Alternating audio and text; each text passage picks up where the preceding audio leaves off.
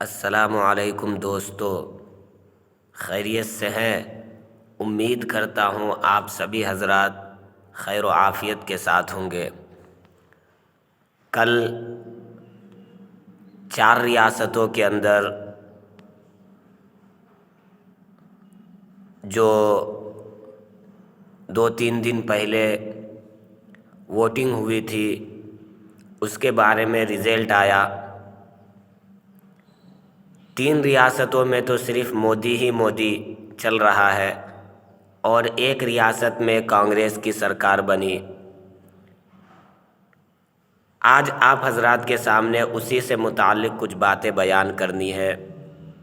میں کوئی سیاسی آدمی نہیں ہوں یا یہ کہ میں کوئی نیوز دینے والا نہیں ہوں، بلکہ صرف اس فتح سے جو ہم لوگوں کو عبرت حاصل کرنا چاہیے وہ باتیں بتانا جا رہا ہوں کہ میرے بھائیوں، جو 3 ریاستوں کے اندر مودی کی فتح ہوئی اور ایک ریاست کے اندر کانگریس کی سرکار بنی، اس میں ہمارے کو صرف اپنے اندر سوچنے کی ضرورت ہے۔ مسلمان آج اس کی جو سوچ ہے وہ صرف اپنی حد تک ہو گئی ہے۔ وہ صرف کسی گاؤں کے اندر، چھوٹے گاؤں میں یا کسی بھی بڑے گاؤں کے اندر رہ رہا ہے تو وہ صرف اپنی فیملی میں خوش ہے، بس اسی کو اپنی زندگی سمجھ رہا ہے۔ میرے گاؤں کے اندر، میرے شہر کے اندر کیا ہونا چاہیے، میں اپنے بچوں کو کیسے تعلیم دوں، اس کی کسی کو فکر نہیں ہے۔ ہم صرف یہی سمجھ لیتے ہیں کہ جو بڑے لوگ ہیں، پیسے والے لوگ ہیں، انہی کے بچے کیا بن سکتے ہیں، S P, D S P, commissioner, collector, یہ سب بن سکتے ہیں، ہمارے بچے نہیں بن سکتے۔ میرے بھائیوں، ہندوستان کا ایک قانون ہے کہ صرف مسلمان وزیر اعلیٰ یا وزیر اعظم نہیں بن سکتا، لیکن اس کے علاوہ اور بھی تو بڑے بڑے عہدے ہیں، S P, D S P, commissioner, collector, یہ سب تو ہمارے بچے بن سکتے ہیں، لیکن یہ ہماری سوچ کے اوپر ہے۔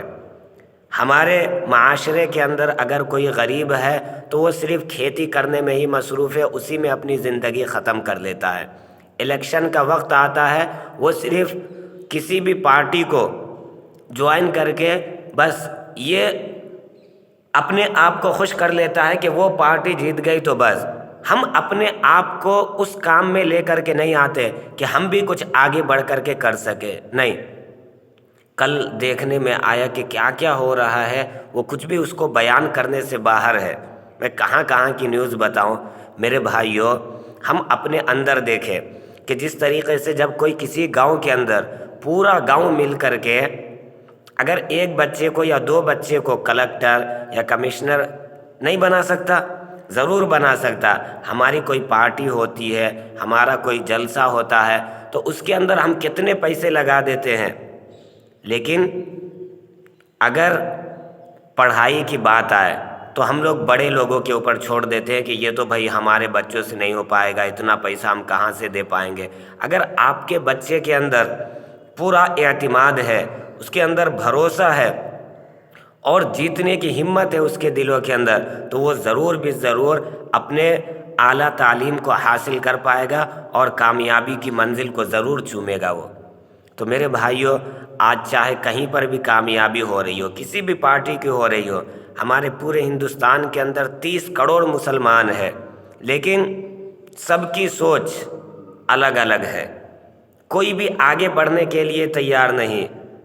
اسد الدین اویسی صاحب اپنے بیانات کے ذریعے سے اور وہ اپنے بھاشن کے ذریعے سے اتنا نوجوانوں کے، لوگوں کے دلوں کو گرماتے ہیں کہ اے لوگو، تم آؤ، آگے بڑھو، تم ہی سب کچھ کر سکتے ہو، لیکن پھر بھی یہ ہمارے مسلمان ایسی بے حیثیت بن چکی ہے، ان کے اندر سے حساسیت ختم ہو چکا ہے کہ وہ آگے بڑھنے کے لیے تیار ہی نہیں۔ میرے بھائیوں، ہم کب جاگیں گے؟